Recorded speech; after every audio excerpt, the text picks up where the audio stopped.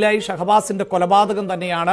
ആ കൊലപാതകം ഈ വാർത്ത കണ്ടില്ലേ, കൊന്നവന് പരീക്ഷ എഴുതാൻ പറ്റും, പക്ഷെ കോപ്പി അടിച്ച് കഴിഞ്ഞാൽ പരീക്ഷ എഴുതാൻ പറ്റില്ല. നമ്മുടെ ഈ നിയമത്തെക്കുറിച്ച് നമുക്ക് ഓഫീസിലുള്ളവരോട് അഭിപ്രായം ചോദിച്ചു നോക്കാം.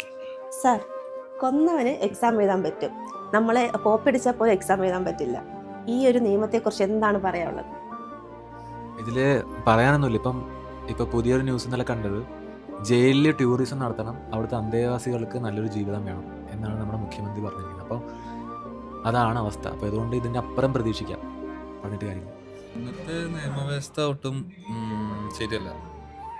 അതിനെതിരെ പറയാനുള്ളത് നിങ്ങൾ അതിനെതിരെ എന്തെങ്കിലും ചെയ്യണം, അല്ലാണ്ട് സർക്കാർ ചെയ്യുമെന്ന് എനിക്ക് തോന്നുന്നില്ല. നമ്മുടെ നാട്ടിൽ ഇപ്പോൾ കുട്ടികളിൽ ഒരുപാട് ലഹരി മരുന്ന് ഉപയോഗം കൂടുതലായിട്ട് കാണുന്നതാണ്. അപ്പോൾ അതിന് ഗവൺമെൻറ് ഒരു കൺട്രോളിങ് കൊണ്ടുവരണം എന്നുള്ളത് അനിവാര്യമായിട്ടുള്ളൊരു കാര്യമാണ്. ഇതധികം പറയാനൊന്നുമില്ല. നമ്മളുടെ നാടിൻ്റെ ചിട്ടാദ്യം മാറണം, ഒന്നാമത്തെ കാര്യം. രണ്ടാമത്തെ കാര്യം, ഇപ്പോഴത്തെ സോഷ്യൽ മീഡിയ എടുത്ത് നോക്കുകയാണെന്നുണ്ടെങ്കിൽ നമ്മൾ കൂടുതലും കാണുന്നത് കുട്ടികൾ സാർമാരെ തരണമെന്നാണ്. നമ്മുടെ നിയമവ്യവസ്ഥിതി മാറാതെ നാട്ടിൽ ഒരു തേങ്ങ നടക്കാൻ പോയില്ല.